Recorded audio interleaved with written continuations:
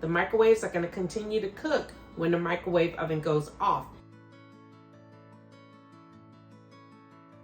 It's been 25 minutes and it's set for 5 minutes to give the extended cooking time.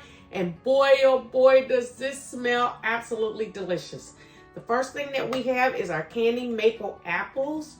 And when we take that off, we have our chicken on a bed of broccoli. And then underneath, the savory rice. And I'll just stir in here and show you how fluffy, nice and fluffy the rice is. And that's all it is to it. A 3-course meal in 30 minutes in the microwave.